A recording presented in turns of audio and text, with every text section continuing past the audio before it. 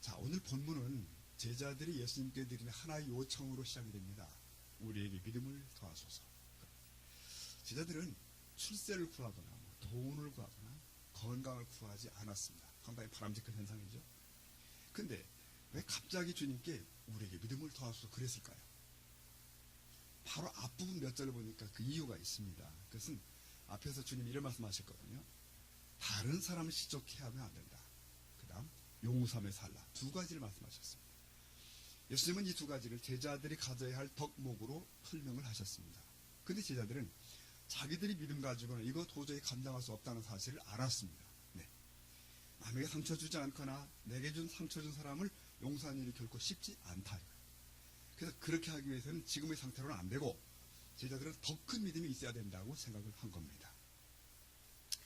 주님 우리에게 믿음을 더하소서. 그렇게 얘기한 거죠. 자, 그런데 이 믿음을 더해달라는 요청에 대한 주님의 답변이 좀 이상합니다. 알았어. 안 돼. 뭐 이런 게 아니라 동문서답 같이 들려요. 겨자씨와 뽕나무 얘기를 시작하는 겁니다. 11장 6절. 주께서 이르시되 너에게 겨자씨 하나만한 믿음이 있었더라면 이 뽕나무더러 뿌리가 뽑혀 바다에 심기라 하였을 것이요. 다 같이 봅니다. 그것이 너에게 순종. 네. 자, 예수님은 아마도 이 뽕나무 곁에 서서 말씀하셨을 것 같아요. 이 뽕나무가 바다에 심겨지는 일이 가능한가? 여러분, 그건 불가능합니다. 아무리 믿음이 있다고 해도 그 같은 일은 일어나서 안 되는 것이고 일어날 수 없는 것이죠. 그러니까 예수님의 의도는 너희에게 겨자씨만한 믿음도 없다는 것을 지적하는 것일까? 아닙니다. 이미 제자들에게는 믿음이 있습니다. 그래서 제자들이 묻기를 믿음을 더하소서. 그렇게 말씀했거든요. 믿음을 더해달라고 간청한 겁니다. 근데 예수님은 이 뽕나무의 그 일을 아주 작은 믿음만으로도 할 수 있다고 말씀을 하시는 거예요. 너희들이 지금 가진 믿음으로도 충분하다. 그렇게 말씀하시는 거죠. 자, 예수님의 의도는 믿음의 크고 작은 문제가 아니라 행함의 문제인 것을 지적하기 시작합니다. 이 겨자씨만한 믿음으로 뽕나무를 뽑아 바다에 심는 일을 할 수 있다는 것이 아니라 그것처럼 불가능해 보이는 일도 믿음은 할 수 있다는 그런 뜻이에요. 그 불가능한 일이 이 본문에서는 실족과 용서입니다. 실족해 함과 남을 용서하는 문제는 사람의 힘으로는 할 수가 없습니다. 거의 불가능합니다. 믿음으로만 할 수 있는데 그것은 사람의 일이라기보다는 전적으로 하나님의 일이라는 의미예요. 여러분, 믿음이 무엇입니까? 하나님을 신뢰함, 나의 부족함과 한계를 인정함, 모든 상황 속에서 주님만을 바라봄, 뭐 이런 것도 믿음이잖아요. 자, 로마서 말씀 보시죠. 14장 23절 이런 말씀 있죠.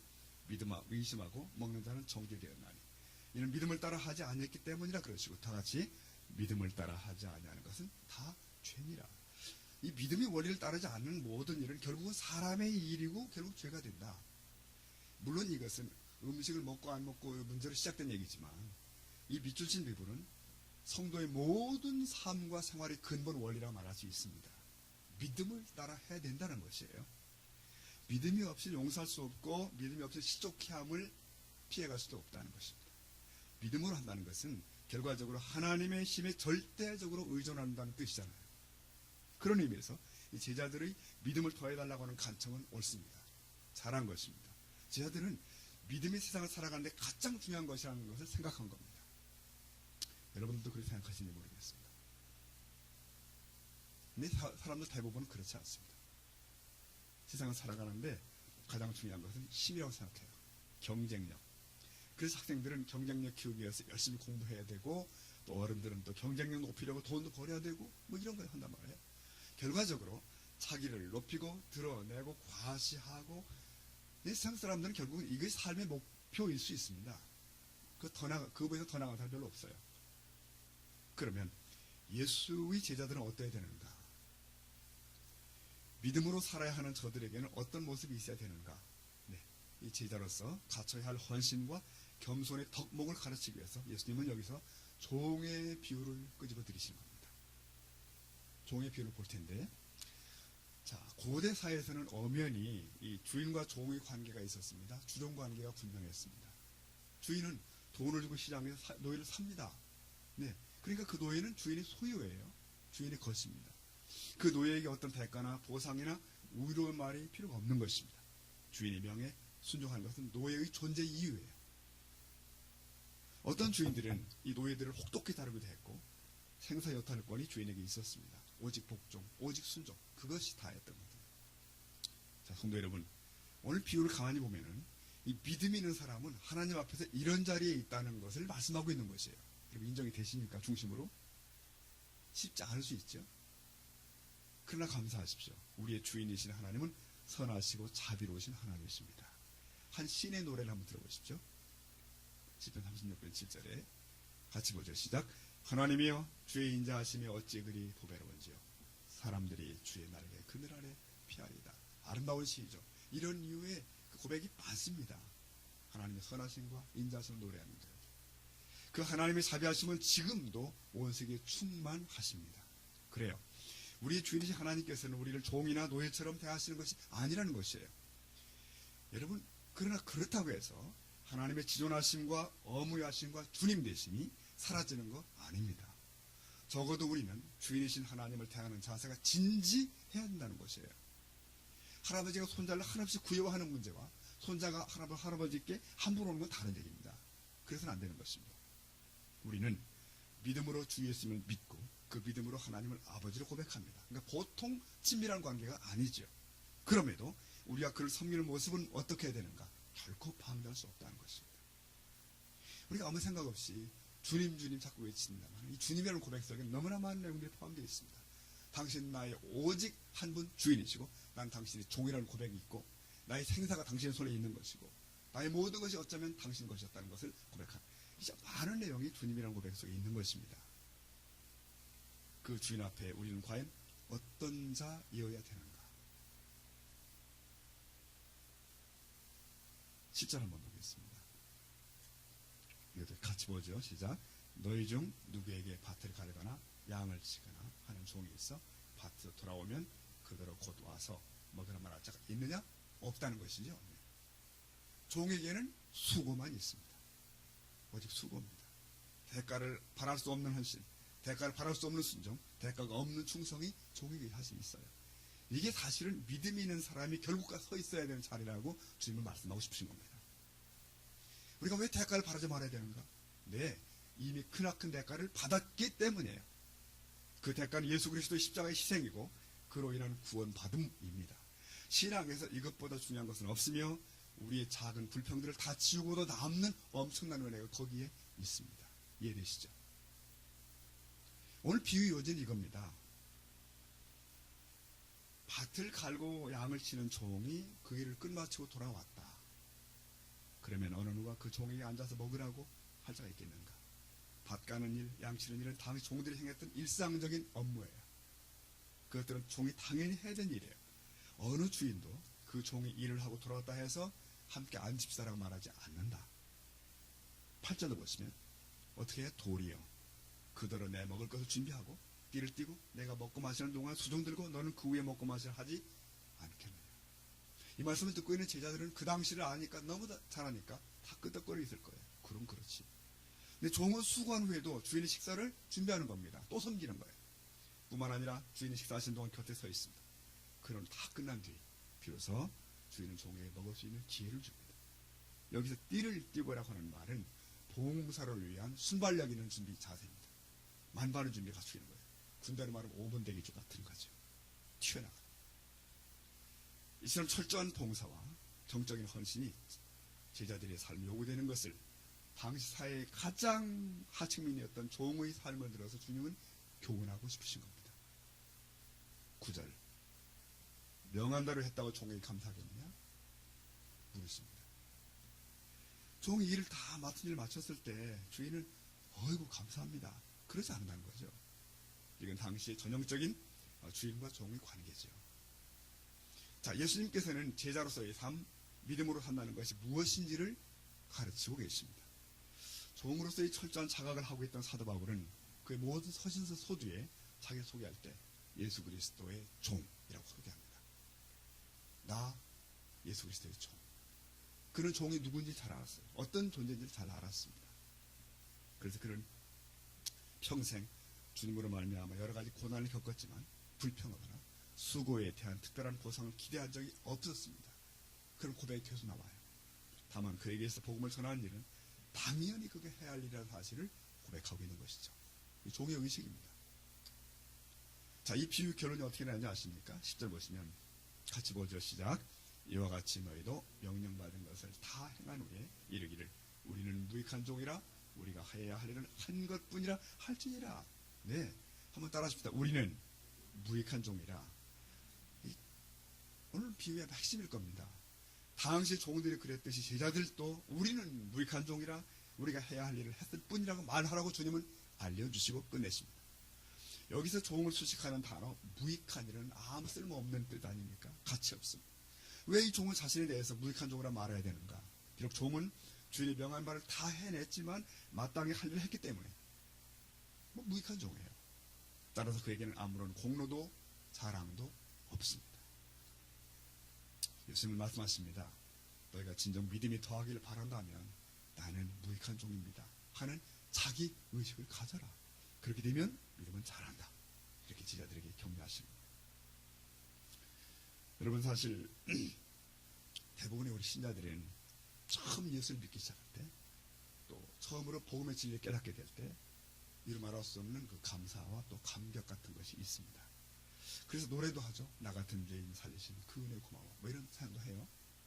그러나 시간이 가면서 감사도 감격도 희미해지기 시작하고 불평과 의무감만 남을 수가 있습니다. 왜 그럴까요? 네, 그때의 감격과 은혜를 망각하죠. 내가 받은 바의 은혜가 뭔지를 자꾸 놓치는 거예요. 여러분, 인류에게 망각은 치명적인 질병입니다. 치명적인 질병이에요. 그래서 한국말에도 배은망덕이라는 단어가 생기지 않습니까? 배시죠. 네, 배은망덕. 은혜를 배반하고 은덕 입은 걸 망각하고 잊어버리고 그런 뜻이죠.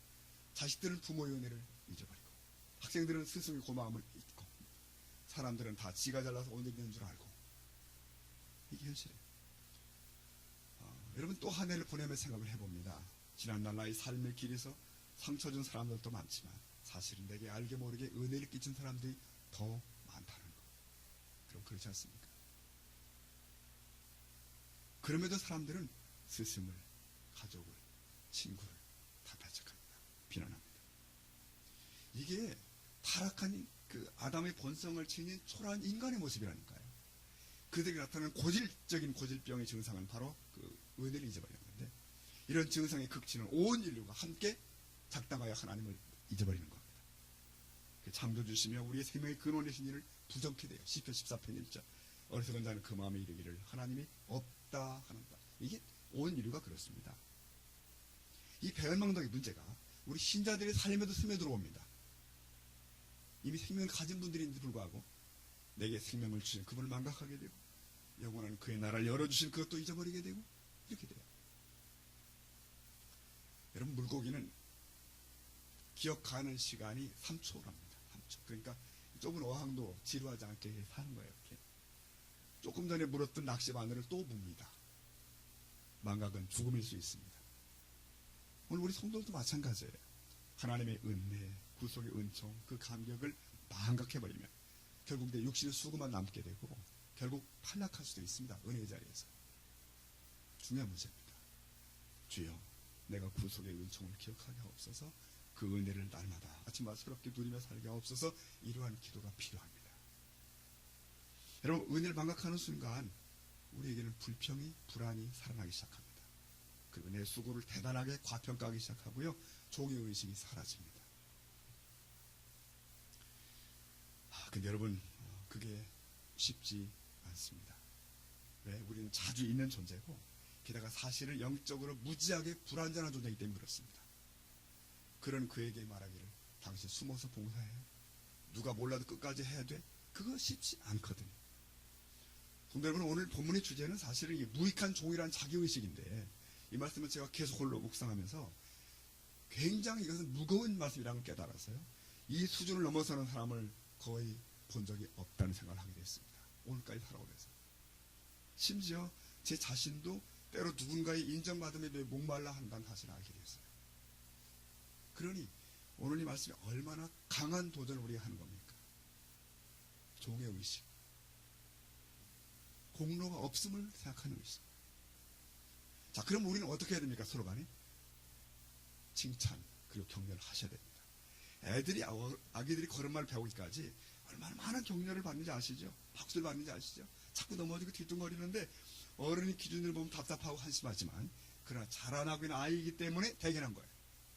그래서 두 발짝만 뛰어도 대견한 겁니다. 박수 쳐줘야 됩니다. 이게 성경 원리 어긋날까? 아닙니다. 우리는 이 원리를 배워야 돼요. 그래서 김집사님 수고했어요. 그럼 옆에서 딴죽을 걸어가지고 그러지 마, 김집사 도만해지면 안 돼. 그러면 안 된다는 거예요. 그냥. 수고하셨습니다. 감사합니다. 집사님들 교회 선교회가 아름답고 권사님들 교회가 아름답고 말씀하시는 게 좋아요. 우리의 믿음은 너무나 연약한 상태이기 때문에 그렇습니다. 천국을 알지만 천국만 바라보지 않는다니까요. 주님의 칭찬이 제일 귀한지 알지만 사람의 칭찬이 목말라 한다니까요. 무엇이 옳은지는 알지만 말씀대로 살기를 주저하는 것이 우리의 실체입니다. 네. 더 구체적으로 말하면 우리는 아직 영적으로 너무 부실한 존재인 거예요. 비참한.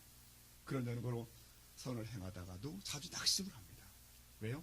누가 날 알아주지 않는단 말이에요. 난 수고했는데. 견디기 어렵습니다. 그런 연약함 때문에 우리는 서로를 격려해 주셔야 돼요. 인정도 해야 됩니다. 칭찬도 해 주셔야 됩니다. 히브리 10장 말씀 보면 이렇게 돼 있잖아요. 보세요. 서로 돌아보아 사랑과 선행을 그다음 뭐죠? 격려하며. 다른 성도 누군가가 봉사 잘하시면 격려하시고요. 수고를 인정해 주시고 또 그가 회장을 맡았으면 존중해 주시고 이게 필요합니다. 믿으면 아멘 하십시오. 아멘. 근데요, 그것은 여러분 옆에 분들에 대한 나의 몫이에요. 그것은 나는 그분에게 박수를 보내야 됩니다. 그런데 막상 나 자신은 그것을 초월하기 위해서 무단히 애쓰셔야 됩니다. 주여 내가 사람들의 칭찬에 매여있지 않게 하시고 거기 멈추지 않게 해주십시오. 정말 주님만 바라보며 오늘도 내일도 걷겠습니다. 이렇게 기도하며 가셔야 되는 거예요. 그렇지 않으면 정말 유치한 신앙에 고착되어 버립니다. 소위 영적 베이비로 끝납니다. 하나님이 그렇게 하려고 우리 부르지는 않으실 거예요. 누가 나를 좀 도와줘야 일하고 내 수고를 알아줘야 끝까지 하지 이러지 말기로 하자는 거예요. 자기 자신에게. 자, 예수님이 경고를 한번 들어보십시오. 경고입니다. 마태복음 6장 2절 좀 길지만 같이 읽습니다. 시작. 그러므로 구제할 때에 외식하는 자가 사람에게서 영광을 받으려고 너희 앞에 너희에게로 오니 그들은 자기 상을 이미 받아내리라. 네, 보세요. 구제하는 일은 좋은 일입니다. 칭찬받을 만한 일입니다. 그리고 주님께도 상 받을 일이 분명합니다. 그런데 이 사람의 문제가 뭐죠? 이미 사람들로부터 상을 받았다는 거예요. 사람에게서 영광을 받으려고 나발을 불었다는 거죠. 나 구제했다니까 이랬다는 거죠. 이 차이를 아십니까? 선한 일은요 박수 받을 수 있습니다. 서로 박수 쳐줘야 됩니다. 시기하면 안 됩니다. 그러나 내가 과시하여 박수 받으면 꽝이라는 거예요. 그게 거기서 끝난다는 것이. 그래서 성도 여러분, 오늘 아침 이 말씀을 표같이 가슴에 심으면 좋겠습니다. 나는 무익한 종이라. 그리고 해야 할 일을 했을 뿐이야. 이 생각, 이 마음. 어쩌면 우리가 일생을 다 마감하고 온 성도들이 하늘의 그 혼인잔치에 참여했을 때 많은 성도들이 고함을 지를 거예요. 주님 홀로 영광을 받으십시오. 저는 제가 할 일을 했을 뿐입니다. 그리고 우리에게 각각 주셨던 면류관을 다 보좌에 던져 올린다. 그게 마지막 그날의 모습이에요. 계시록에 나오는. 그게 정답이라면 지금 살아가는 동안에도 그 연습을 해야 되지 않냐는 것입니다. 지금 연습을 해야 한다는 거예요. 성도 여러분, 우리가 이 종의 의식을 가지고 믿음의 근거한 삶을 산다는 것이 무엇인가?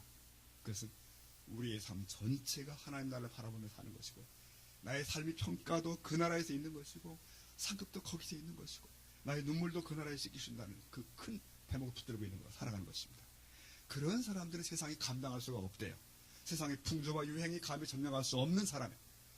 그래서 그런 자세와 그런 의식으로 가정에서 살아내고 직장에서 견뎌내고 그 마음으로 사회를 살아간다. 내게는 공로가 없다는 의식은 삶 전반에 걸쳐 나타나야 된다는 것입니다. 그리고 나의 나됨이 있다면 다 주의 은혜지. 그러셔야 한다는 거예요. 근데 이 시간 우리의 삶의 영역 중에서 잠깐 교회 안에서의 삶을 좀 언급하려고 합니다. 이 뷰를 만나는 오늘 마지막 주일인 것도 뭡니까? 참 의미롭습니다. 참.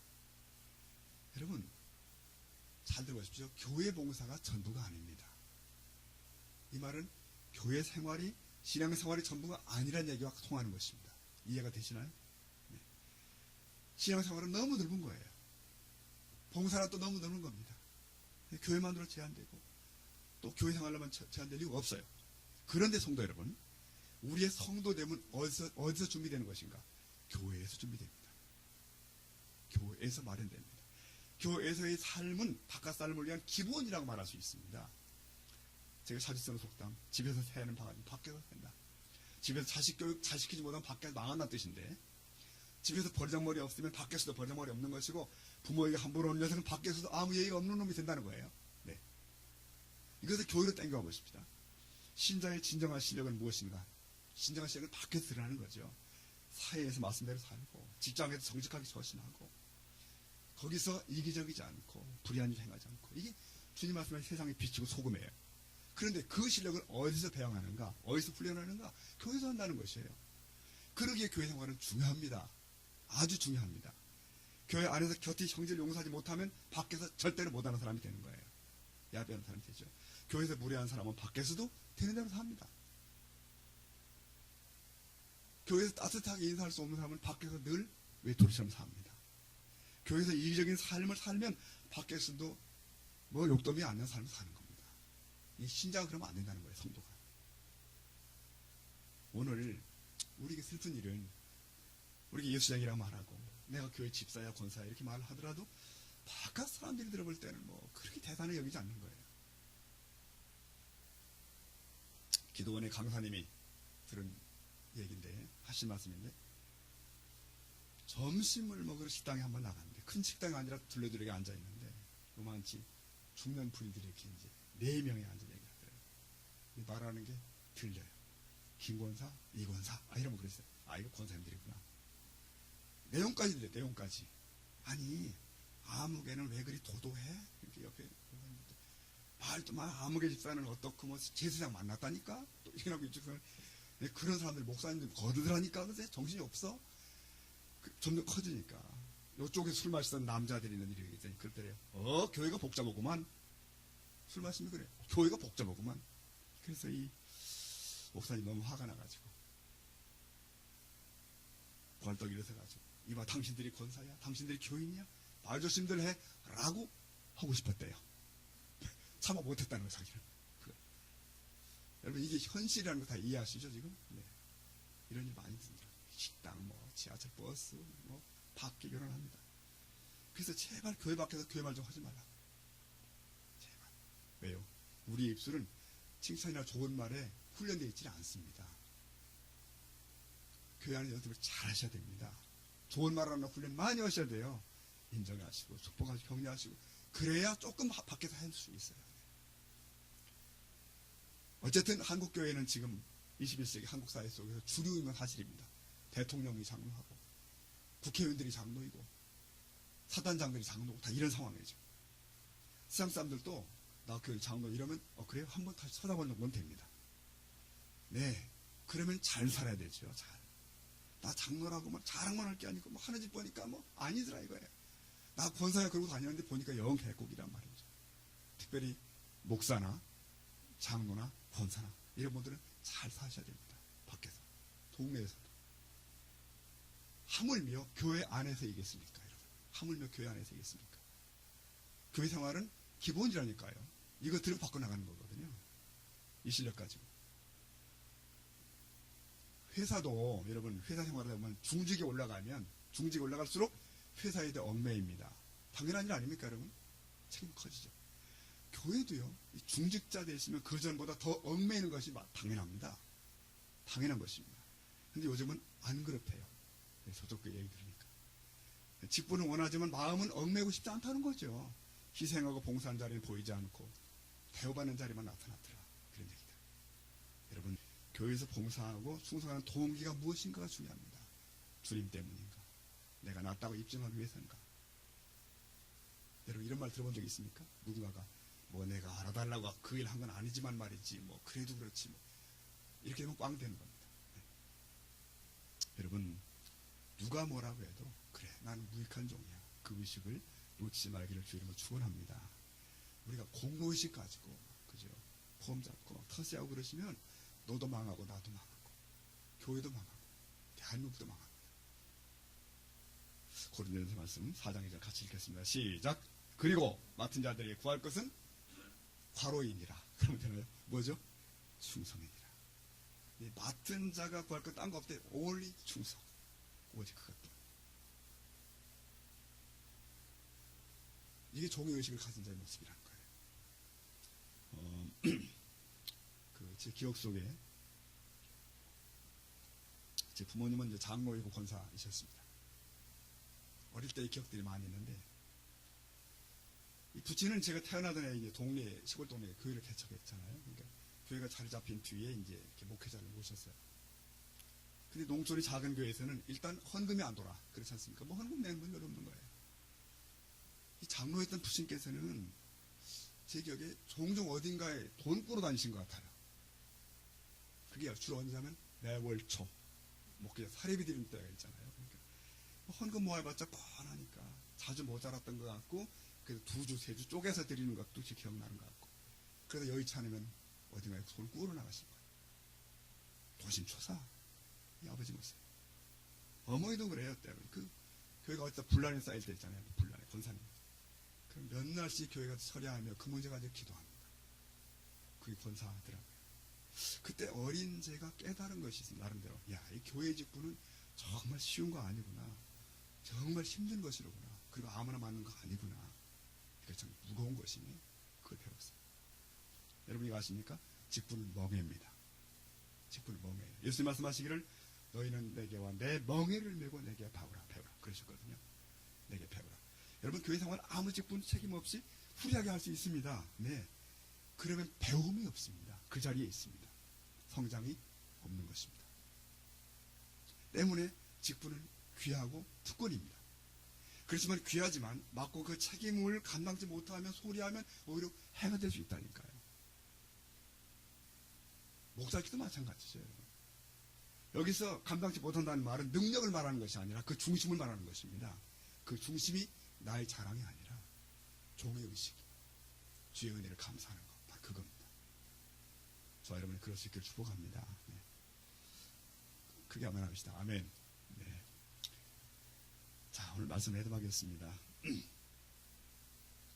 마지막 주에 뭐 창망할 일이 있습니까? 너무 다 감사하고 기도인데, 그럼 오늘 말씀이 또 그 말씀이잖아요. 종의 의식. 네. 우리가 평생 놓칠 수 없는 부분이에요. 우리 특별히 세상 성도 여러분. 보통 대형 교회는요, 교인의 80%만 그저 돌아갑니다. 아니, 80%는 관객이고 20%만 돌아가면 교회는 굴러갑니다. 통상 그렇게 나와 있습니다. 그러나 우리가 자담한 교회는 100% 온 성도들이 다 존재감이 있습니다. 사실 뭐 주일 예배, 수예배와 사리만 딱 앉아도 벌써 달라지죠.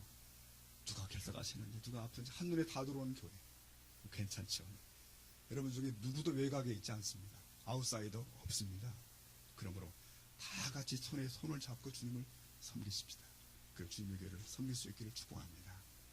한 가지 얘기만 드릴게요. 링겔만 효과라는 거가 있는데 들어보셨습니까? 링겔만 효과 뭐냐면, 독일의 학자인 링겔만이 줄다리기 실험에서 비롯된 그 이론인데,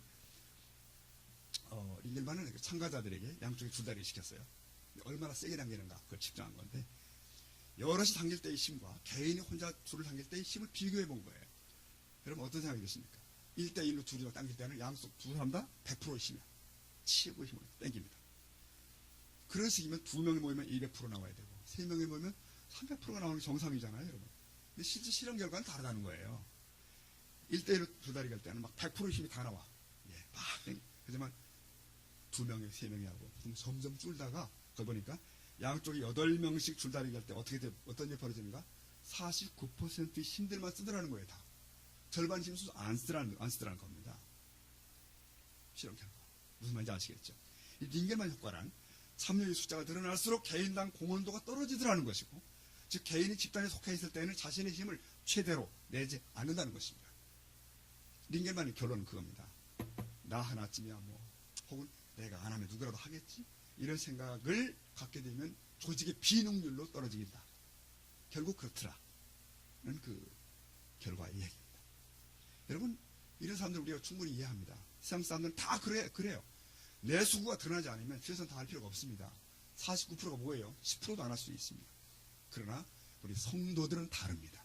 우리는 드러내기 위해서 일하는 자들이 아니에요. 우리는 종이기 때문에 일합니다. 여러분 믿으십니까? 우리는 마땅히 해야 되기 때문에 하는 것입니다. 여러분 인정하십니까? 하나님을 위해 그의 나라를 위해 하는 거예요. 그러므로 중심 보시는 그분 앞에서 언제나 우리는 최선일 수밖에 없습니다. 이런 말 여러분 들어보신 적 있나요?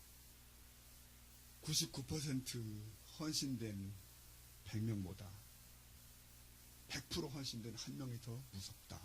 그런 말이 있습니다. 100% 헌신된 한 명이 더 강한 거예요. 저와 여러분 주님 모시기에 그럴 수 있기를 축복합니다. 네. 오늘 우리는 하나님을 진정 주인으로 모시는 종이가 된다는 뜻이죠. 그가 주신 시간들을 그냥 내 욕심을 채우기 위해 다 낭비한다든지 한 줌 재 같은 것들을 얻기 위해 우리의 소중한 날들을 버려버린다든지 그럴 수 없다 이거예요. 그가 준 삶의 기회들과 재능과 은사들을 내 자랑이 아니라 하나님의 나라와 그 의의를 이루기 위해서 쓸 수 있다면 우리의 삶은 현세와 내세에서 가장 존귀한 삶이 될 줄로 믿습니다. 10절 말씀 같이 결론인데 읽고 마치겠습니다. 다 같이 시작. 이와 같이 너희도 명령받은 것을 다 행한 후에 이르기를 우리는 무익한 종이라 우리가 해야 할 일을 한 것뿐이라 할지니라. 아멘. 기도하겠습니다.